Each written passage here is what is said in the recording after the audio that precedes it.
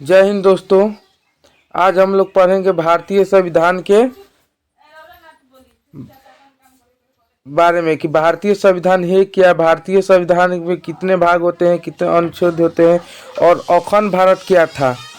तो चलिए, आप किसी भी नौकरी की तैयारी कर रहे हैं, जैसे एसएससी जीडी का तैयारी कर रहे हैं, बिहार पुलिस का तैयारी कर रहे हैं, यूपी पुलिस का तैयारी कर रहे हैं, या एसएसबी का, सीआरपीएफ का, आरपीएफ का, रेलवे का, या किसी भी सरकारी नौकरी की तैयारी कर रहे हैं, या आप 10th 12th में भी पढ़ाई कर रहे हैं, तो ये वीडियो आपके लिए महत्वपूर्ण है। तो चलिए, भारतीय संविधान है क्या, इसमें कितने भाग है, कितने अनुच्छेद है तथा अखंड भारत क्या है, इसके बारे में हम जानकारी लेते हैं इसी वीडियो के साथ। तो आप विद्या एजुकेशन 2.0 में नए आए हैं तो वीडियो को लाइक और सब्सक्राइब कीजिए तथा अपने दोस्तों के पास शेयर कीजिए। चलिए, भारतीय संविधान यानी संविधान को इंग्लिश में कॉन्स्टिट्यूशन बोलते हैं। आगे क्या दिया, आगे देखते हैं। भारत के लिए बराबर कानून को संविधान कहते हैं। देश और राज्य का शासन कैसे चलेगा, उसको चलाने के लिए जिस किताब का नाम है उसे संविधान कहते हैं।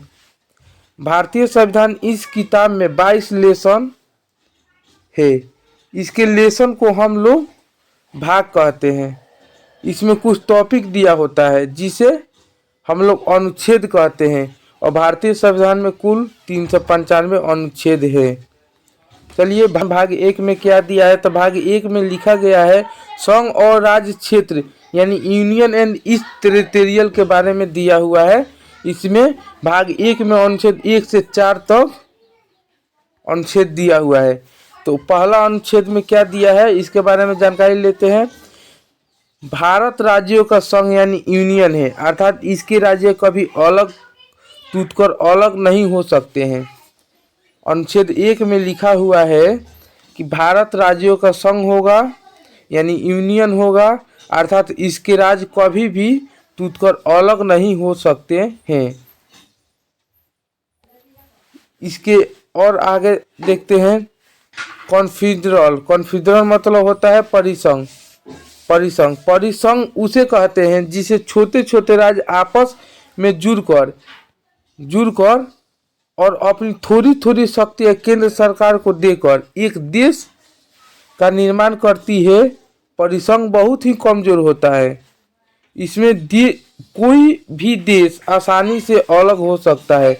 अगर आपका मन है कि आप मिल गए हैं, जैसे भारत तो यूनियन है, इसमें कोई भी मिलेगा तो अलग नहीं हो सकता है, लेकिन अमेरिका में कोई भी मिल सकता है। चाहेगा कि अभी मिल गए और कहेगा कि अभी चलो हटना है तो तुरंत हट सकता है। ये परिसंघ यानी कॉन्फेडरल है, ये बहुत कमज़ोर होता है। चलिए, आगे क्या दिया है। फेडरेशन यानी संघ, राज्यों मिलकर एक देश का निर्माण करते हैं और हर राज्य अपनी कुछ शक्ति केंद्र देश को दे देते हैं और देश को कहते हैं कि आप इन शक्तियों का प्रयोग करके इससे भी कोई भी राज्य अलग हो सकता है। आगे देखते हैं। आगे दिया है यूनियन मतलब संघ, इसके राज्य कभी अलग नहीं हो सकते हैं। जैसे भारत है, भारत के राज्य कभी अलग नहीं हो सकता है। अमेरिका एक फेडरेशन है और भारत एक यूनियन है। भारत यूनियन है, इस कोई भी राज्य अलग नहीं हो सकता है अगर मिल गया है तो, और अमेरिका अगर मिल जाएगा तो जब भी चाहेगा कोई राज्य तो अलग हो सकता है। अनुच्छेद 2 में क्या दिया है, देखते हैं अनुच्छेद 2 में क्या दिया है। अनुच्छेद 2 में दिया है संसद को यह अधिकार है कि भारत से बाहर कोई देश है तो उसे भारत में मिला सकता है, या किसी देश का कोई टुकड़ा जो भारत में मिलना चाहता है उसे मिला सकता है। यानी अनुच्छेद 2 कहता है कि संसद राष्ट्रपति के पूर्व अनुमति सूचना पर किसी विदेशी राज्यों को भारत में मिला सकती है। जैसे सिक्किम था, सिक्किम को भारत में मिलाया गया। सिक्किम के बारे में जानकारी ले लेते हैं कि सिक्किम के बारे में क्या जानकारी है। तो सिक्किम इसके लिए 35वां संशोधन 1974 में किया गया करके सिक्किम को सह राज्य बनाया गया। पहले स्वराज्य बनाया गया। स्वराज्य इसलिए बनाया गया कि भारत में सिक्किम का नागरिक आए तो उसको भारत का रहन सहन व्यवस्था को बारे में पसंद हो, उसको संतुष्टि मिले, तभी जाकर सिक्किम भारत में रह सके। कोई जोर जबरदस्ती नहीं था। इसके लिए संविधान में स्पेशल अनुच्छेद 2 के क जोड़ा गया। लेकिन फिर सिक्किम को 36वां संविधान संशोधन कर 16 में 1975 के द्वारा भारत का 22वां राज्य बना लिया गया। अनुच्छेद 3 में क्या दिया है? अनुच्छेद 3 में देखते हैं कि क्या दिया है। तो अनुच्छेद 3 में दिया है, संसद राष्ट्रपति के पूर्व अनुमति से भारत में के किसी भी राज्य को बिना उसके अनुमति नाम, सीमा, क्षेत्र में परिवर्तन कर सकता है। जैसे एमपी से छत्तीसगढ़ अलग हुआ 1 नवंबर 2000 ईस्वी में। यूपी से उत्तराखंड अलग हुआ 9 नवंबर 2000 ईस्वी में। और बिहार से झारखंड अलग हुआ 15 नवंबर 2000 ईस्वी में।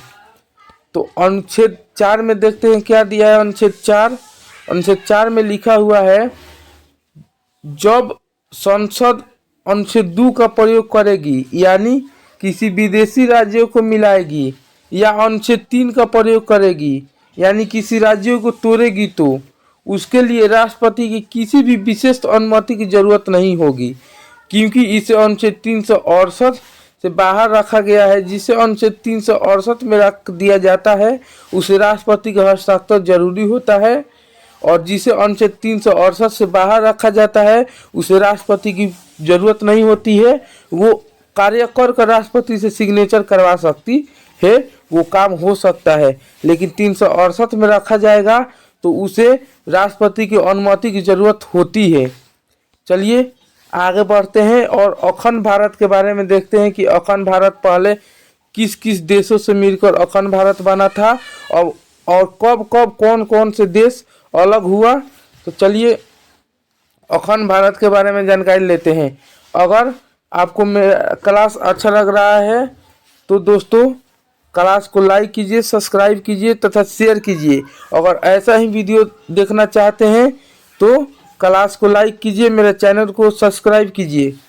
चलिए अखंड भारत क्या है इसके बारे में जानकारी लेते हैं। तो हमारा भारत अखंड भारत था। सबसे पहले 1893 ईस्वी में दुरंत लाइन खींच दी गई और अफगानिस्तान अलग हो गया। यह अखंड भारत का पहला टुकड़ा था। जब अफगानिस्तान अलग हुआ 1893 ईस्वी में दुरंत लाइन के द्वारा, तो अखंड भारत का यह पहला टुकड़ा था। चलिए आगे बढ़ते हैं। अखंड भारत के दूसरे टुकड़े के बारे में जानकारी लेते हैं कि दूसरा देश कौन सा अलग हुआ।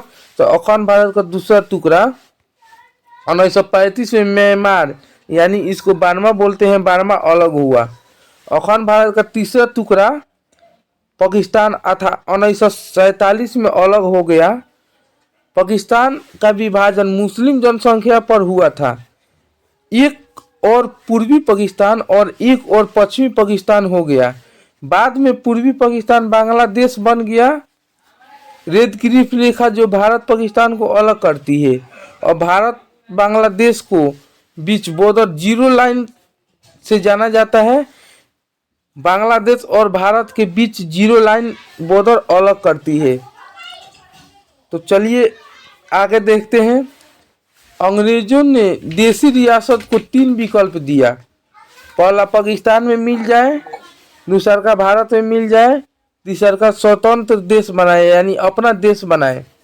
जब देश आज़ाद हुआ था और अंग्रेजों ने विभाजन कर रहे थे देश को, तो अंग्रेजों ने देशी रियासत को 3 विकल्प दिए थे।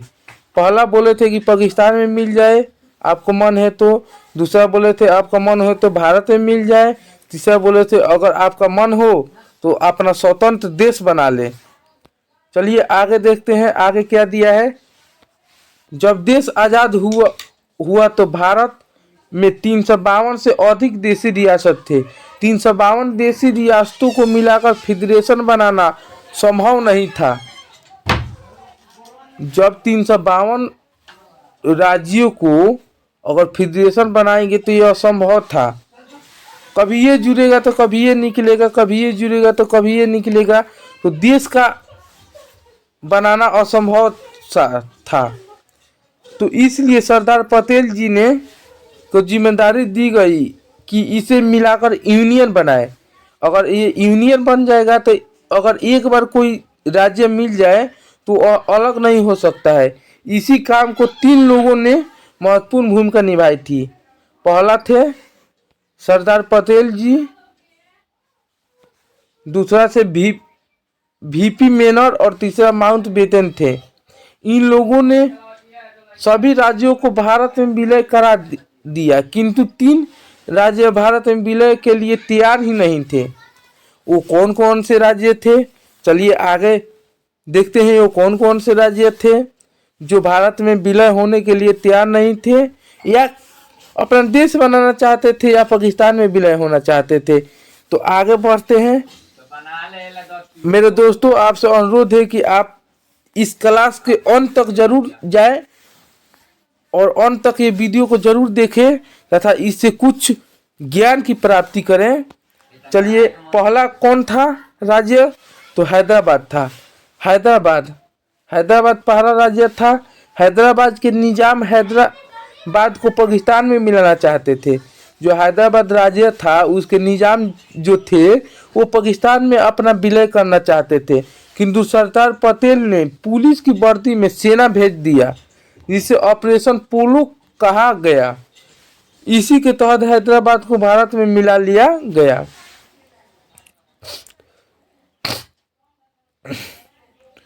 दो नंबर थे जूनागढ़ था। ये गुजरात का एक रियासत था जो पाकिस्तान में जाना चाहता था, किंतु सरदार पटेल ने जनमत संग्रह कराया, रिफरेंडम उसे भारत में मिला दिया। 3 नंबर महत्वपूर्ण थे और देखते हैं 3 नंबर क्या थे। तो 3 नंबर था जम्मू कश्मीर। जम्मू कश्मीर यहाँ की जनता मुस्लिम थी। जम्मू कश्मीर की जो जनता थी वो मुस्लिम थी और वहाँ जम्मू कश्मीर के राजा हरि सिंह थे।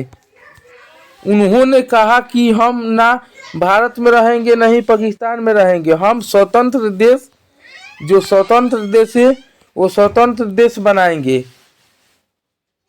तब तक पाकिस्तान के आतंकवादियों ने का घुसपैठ करा दिया। जब हरि सिंह को लगा कि अब हम नहीं बचेंगे, तब हरि सिंह नेहरू के पास आए और सरदार 26 अक्टूबर 1947 को विलय पर हस्ताक्षर कराकर भारत का अंग बना लिया। इस सभी देशी रियासतों को मिलाकर एक भारत का निर्माण किया गया। इस भारत के चारों ओर ABCD में बांटा गया। तो देखते हैं कि ABCD आखिर है क्या, ABCD है क्या, इसके बारे में हम लोग जानकारी लेते हैं। तो एक नंबर है ब्रिटिश प्रोविजनेंस। इसके ये क्या होता है, तो वो राज्य जहां अंग्रेजों का शासन था वो 9 था। 2 नंबर प्रिंसली स्टेट, वह राज्य जहां देशी रियासत का शासन था वो 9 था उस समय। तीसरा नंबर पर C क्या है, कमिश्नरी। कमिश्नरी क्या होता है, वो बड़े शहर जहां अंग्रेज केवल उस शहर पर कब्जा किए थे, वो 10 था। और 4 नंबर में दिया है दी यूनियन टेरिटोरियल, यानी केंद्र शासित प्रदेश, कितना था, वो 1 था। चलिए आगे। चलिए 1 नंबर में एसके धर कमेटी। एसके धर कमेटी क्या है, भाषाई आधार पर राज्यों का गठन के लिए सबसे पहला 1948 में एसके धर आयोग का गठन किया गया, किंतु इसे भाषा के आधार पर राज्यों के गठन का विरोध किया। 2 नंबर पर दिया है JVP समिति, जवाहरलाल नेहरू, प्रतिभा सीतारमैया और सरदार पटेल। इन्होंने भी भाषाई आधार पर राज्यों के गठन का विरोध किया।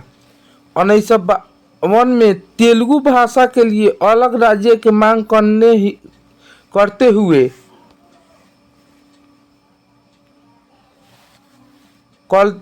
हुए पुत्तू श्री रामुलु भूख हड़ताल पर बैठ गए और 56 दिनों की भूख हड़ताल के बाद उसकी मृत्यु हो गई। फलस्वरूप जनता का विरोध बढ़ गया।